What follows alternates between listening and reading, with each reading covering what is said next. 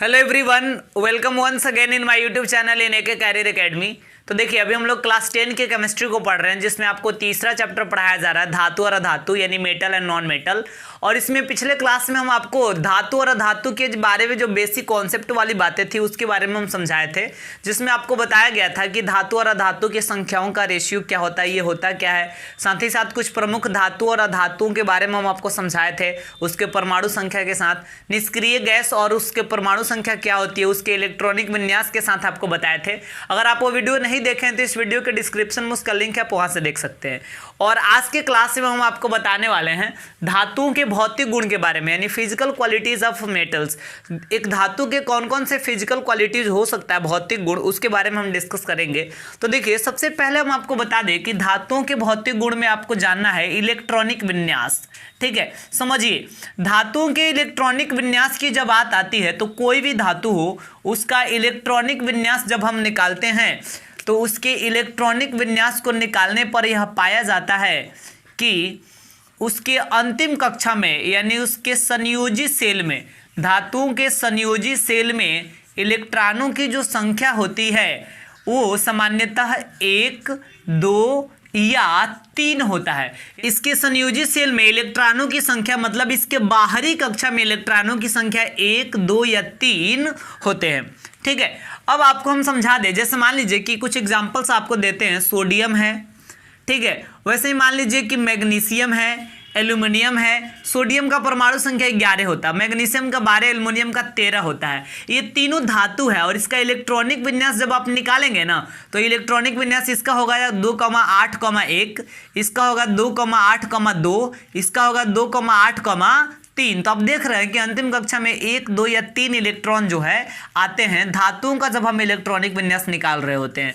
फिर इसका दूसरा क्वालिटी आपको हम बता दें, दूसरा क्वालिटी होता है विद्युत धनात्मकता का, यानी धातुओं में विद्युत धनात्मक गुण जो है पाया जाता है। ऐसे क्यों भाई, धातुओं में विद्युत धनात्मक गुण क्यों पाया जाता है? तो देखिए, सबसे पहली चीज हम आपको बता दें कि चाहे वो धातु हो या धातु हो, कोई भी तत्व हो, वो चाहता है कि हमारे अंतिम कक्षा में 8 इलेक्ट्रॉन हो जाए, ताकि हम अपने निकटतम उत्कृष्ट गैस के भांति मतलब स्थायी विन्यास प्राप्त कर ले, जिसके फलस्वरूप हमें किसी दूसरे पदार्थ से रिएक्शन करने की आवश्यकता नहीं पड़े। ठीक है, तो इस उद्देश्य से मतलब ये धातु जो होते हैं ये अपने अंतिम कक्षा के इलेक्ट्रॉनों का त्याग करते हैं। जैसे इसके अंतिम कक्षा में 1 इलेक्ट्रॉन, 2 इलेक्ट्रॉन, 3 इलेक्ट्रॉन आपको दिख रहा है, तो अगर ये अपना 1 इलेक्ट्रॉन त्याग देगा तो इसके अंतिम कक्षा में 8 हो जाएगा। ये 2 इलेक्ट्रॉन, ये 3 इलेक्ट्रॉन त्याग देगा, तब इसके अंतिम कक्षा में 8 इलेक्ट्रॉन होगा। यानी इसका मतलब ये हुआ कि धातु जो होता है वह इलेक्ट्रॉन त्यागता है, यानी धातु अपना अष्टक पूरा करने के लिए धातुओं को करना क्या पड़ता है कि इलेक्ट्रॉन को त्यागना पड़ता है। यानी धातुएं इलेक्ट्रॉन त्याग कर, ठीक है, अपना अष्टक पूरा करने की प्रवृत्ति रखते हैं, अपना अष्टक पूरा करने की प्रवृत्ति रखते हैं, पूरा करने की प्रवृत्ति यानी इच्छा रखते हैं। बात समझ में आया? जिसके कारण अब चूंकि ये इलेक्ट्रॉन त्याग कर देते हैं, तो त्याग, कोई भी परमाणु जब इलेक्ट्रॉन त्याग करेगा तो वह धनावेशित हो जाता है और इलेक्ट्रॉन ग्रहण करके वो ऋणावेशित होता है। आपको हम बताते हैं इसका पूरा कॉन्सेप्ट। जैसे सोडियम का एग्जाम्पल समझिए, सोडियम का परमाणु संख्या 11 होता है। तो देखिए कि कोई भी परमाणु होगा ना, तो किसी परमाणु के 3 मौलिक कण होते हैं, जिसमें एक प्रोटॉन और न्यूट्रॉन, ये 2 मौलिक कण न्यूक्लियस में होता है, बल्कि इलेक्ट्रॉन जो होता है वो बाहरी कक्षाओं में चक्कर काटता है। तो अगर हम सोडियम की बात करेंगे तो सोडियम में जो है 11 प्रोटॉन होता है, माने प्रोटॉन की संख्या इलेक्ट्रॉन की संख्या दोनों बराबर होता है। तो 11 को प्रोटॉन और 11 इलेक्ट्रॉन होता है, तो प्रोटॉन तो न्यूक्लियस में ही रहेगा और इलेक्ट्रॉन बाहरी कक्षाओं में चक्कर काटता है। तो जब इलेक्ट्रॉनिक विन्यास हम निकालते हैं सोडियम का, तो ये आता है 2,8,1, यानी पहली कक्षा में 2 इलेक्ट्रॉन है, दूसरी कक्षा में 8 इलेक्ट्रॉन है और अंतिम कक्षा में 1 इलेक्ट्रॉन है। इस प्रकार यहाँ पे आपको समझना है। अब सोचिए, इलेक्ट्रॉन पे रहता है माइनस चार्ज, यानी -11, प्रोटॉन पे रहता है प्लस चार्ज यानी +11, तो ये मिल के 0 हो जाएगा।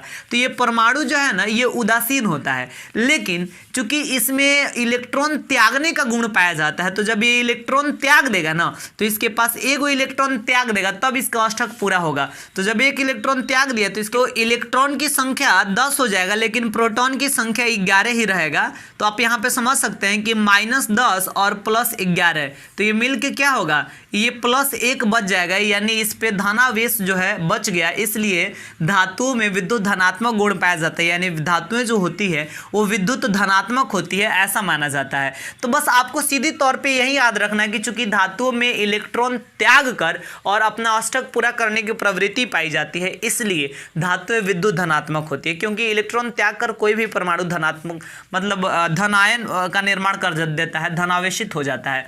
अब आइए इसके बाद तीसरा पॉइंट आपको हम समझाते हैं। 3 नंबर आपको समझना है आघात वर्धनीयता। इसके बारे में समझिए ये क्या होता है आघात वर्धनीयता। तो देखिए इसका मतलब होता है धातुएं, जितनी सारी भी धातुएं होती है, जब हम बात करते हैं धातुओं का तो धातुएं आघात वर्धनीय होती है। आघात वर्धनीय का मतलब क्या, धातुओं को पीट कर यानी धातुओं को हथौड़े से पीट कर और उसको चादर के रूप में परिवर्तित किया जा सकता है। इसी गुण को आघात वर्धनीयता कहते हैं। ठीक है, यानी धातु आघात वर्धनीय होती है। जैसे लोहा, जनरली हम लोग देखते हैं कि लोहा को पीट कर उसको चादर के रूप में बदल दिया जाता है, जिससे टेबल बनाया जा सकता है, बेंच बनाया जा सकता है, या फिर गेट वगैरह बनता है, हम लोग देखते हैं। तो लोहा को पीट कर पहले उसके लिए चादर के रूप में, उसको प्लेट के रूप में परिवर्तित करना पड़ता है। ठीक है, तो और इसके बाद आगे चलिए, तो अब हम 4 नंबर पॉइंट में देखेंगे तन्यता।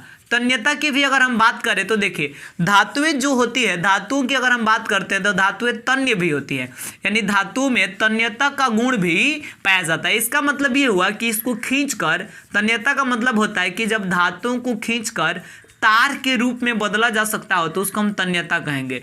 क्योंकि धातुओं को खींचकर तार के रूप में, पतले तार के रूप में परिवर्तित किया जा सकता है, यानी धातुएं जो होती है तन्य भी होती है, उसको ताना भी जा सकता है। और सबसे अधिक तन्यता और आघात वर्धनीयता की बात करें तो सोना और चांदी, सोना और चांदी में सबसे अधिक आघात वर्धनीयता और तन्यता भी पाई जाती है। जैसे हम सोना की जब स्पेशली हम बात करते हैं तो आपको हम बता दें कि 1 ग्राम सोना को तान कर खींच कर लगभग 2 किलोमीटर लंबा तार बनाया जा सकता है। तो इस बात से आप अनुमान लगा सकते हैं कि कितना ज्यादा तन्यता सोना में पाया जाता है। अब 1 ग्राम सोना से 2 किलोमीटर लंबा तार बनेगा, फिर भी ये टूटता नहीं है। ठीक है, यानी इसमें तन्यता का गुण काफी अधिक पाया जाता है। अब 5वां क्वालिटी अगर हम आपको बताएं तो ये है द्रवणांक और क्वथनांक। इसका मतलब समझिए, द्रवणांक तथा क्वथनांक। तो देखिए यहाँ पे जब हम बात करेंगे द्रवणांक का, तो द्रवणांक का मतलब होता है मेल्टिंग पॉइंट। क्या होता है इसका मतलब, मेल्टिंग पॉइंट। और क्वथनांक का मतलब होता है बॉइलिंग पॉइंट, बॉइलिंग पॉइंट। तो ये पॉइंट समझिए आप ये क्या है। तो देखिए द्रवणांक का मतलब होता है वह न्यूनतम तापमान, वह न्यूनतम टेम्परेचर जिस पर कोई पदार्थ मतलब गलना शुरू कर दे।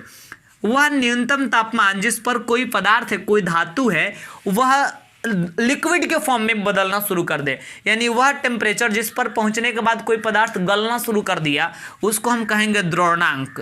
ठीक है, न्यूनतम तापमान जिस पर कोई पदार्थ जो है गलना शुरू कर देता है। ठीक है, और वह न्यूनतम तापमान यानी मिनिमम टेम्परेचर, ठीक है, न्यूनतम तापमान जिस पर पहुंचने के बाद कोई पदार्थ उबलना शुरू कर दे, उबलना शुरू कर दे, तो फिर वैसे तापमान को हम क्वथनांक कहते हैं, यानी बॉइलिंग पॉइंट के नाम से जानते हैं। ठीक है, और धातुओं की जब जहां तक बात आती है तो धातुओं का जो द्रवणांक होता है और धातुओं का जो क्वथनांक होता है, ये दोनों ही काफी उच्च होते हैं, बहुत उच्च पाया जाता है द्रवणांक और क्वथनांक दोनों। ठीक है, यानी बहुत अधिक टेम्परेचर तक गर्म करने के बाद वो गलना शुरू करता है या उबलना शुरू करता है। लेकिन इसमें भी अपवाद है, आपको अपवाद वाली बात जरूर ध्यान में रखना है। इसमें अपवाद है सोडियम और पोटेशियम।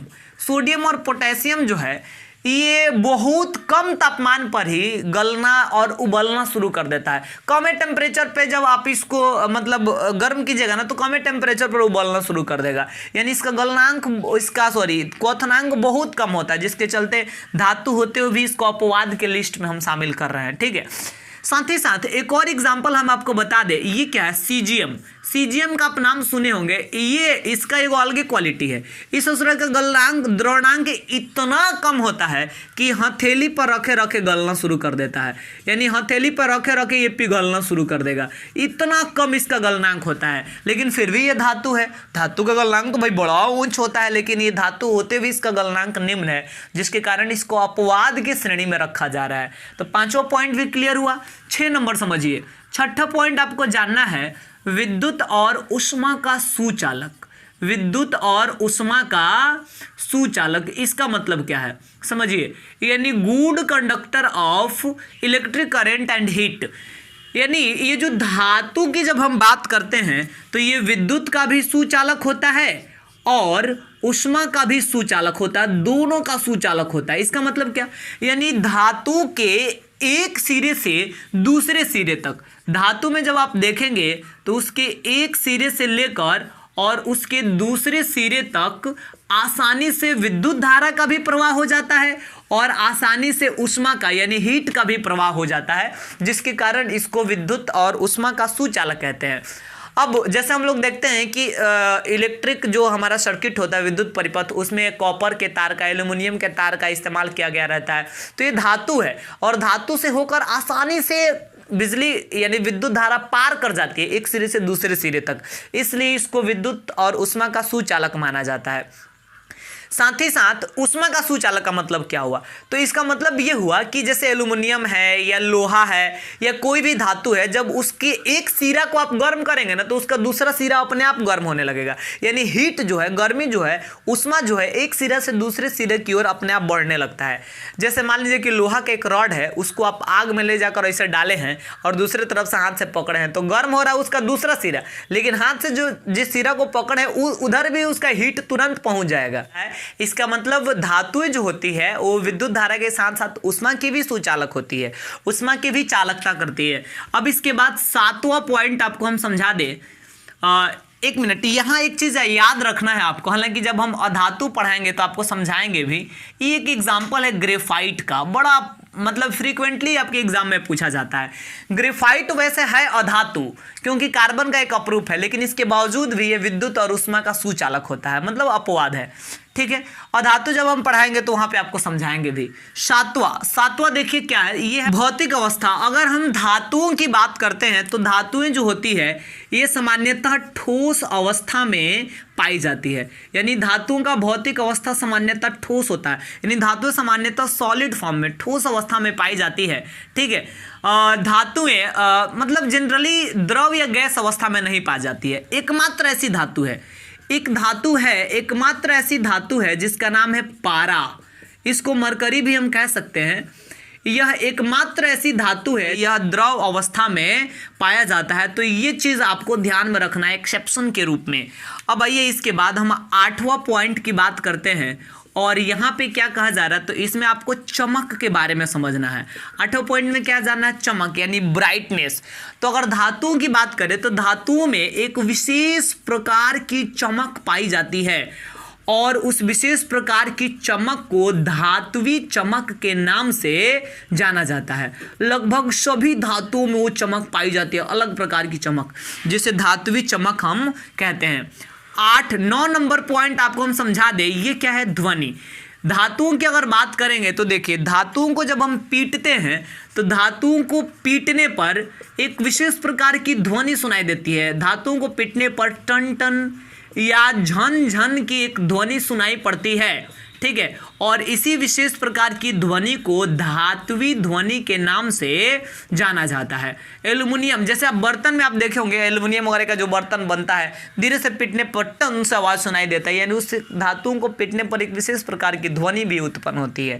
ठीक है, आगे बढ़ें तो 10वां पॉइंट आपको यहाँ क्या समझना है, यहाँ आपको फिर समझना है कठोरता के बारे में। तो कठोरता के बारे में अगर आपको हम बता दें, तो देखिए धातुएं, जितनी सारी भी धातुएं होती है लगभग सारी धातुएं काफी कठोर होती है, हार्ड होती है। यानी धातुएं जनरली मुलायम नहीं होती है, कठोर होती है, लेकिन इसमें अपवाद भी है। धातुएं कठोर तो होती है लेकिन इसमें अपवाद है, सोडियम और पोटेशियम, ये दोनों अपवाद है। धातु होने के बावजूद भी ये इतना मुलायम होता है कि भाई इसको चाकू से भी काटा जा सकता है, चाकू से भी इसको आसानी से काटा जा सकता है, इतना ज़्यादा मुलायम होता है कि, ठीक है। फिर इसके बाद आगे चलिए और हम लास्ट पॉइंट में बात करते हैं डेंसिटी का, यानी घनत्व का। तो घनत्व की अगर चर्चा किया जाए तो धातुएं जो होती है जनरली, धातु का घनत्व काफ़ी उच्च होता है, ठीक है। यानी ये हाई डेंसिटी वाले पदार्थ होते हैं, यानी इनके जो कण होते हैं, कोई भी पदार्थ छोटे छोटे कणों से मिलकर बना होता है और धातु जिन छोटे छोटे कणों से मिलकर बना होता है वो ज़्यादा सटे सटे होते हैं, बहुत अधिक घने होते हैं, यानी इनका घनत्व जो होता है वो काफ़ी अधिक होता है। तो इस प्रकार धातुओं के भौतिक गुणों में बहुत सारे, लगभग 11 पॉइंट्स को हम समझाएं। तो इस वीडियो में हम इतना ही रहने देंगे। आज के वीडियो में हम आपको धातुओं के भौतिक गुणों के बारे में कंप्लीट बताएं। उम्मीद करते हैं कि आपको ये वीडियो अच्छा से समझ में आया होगा। तो इस वीडियो में हम इतना ही रहने देंगे और अगले वीडियो में हम आपको बताएंगे अधातुओं के भौतिक गुणों के बारे में। इसी प्रकार बहुत सारे पॉइंट्स की सहायता से आपको समझाएंगे कि अधातुओं के भौतिक गुण कौन कौन से होते हैं।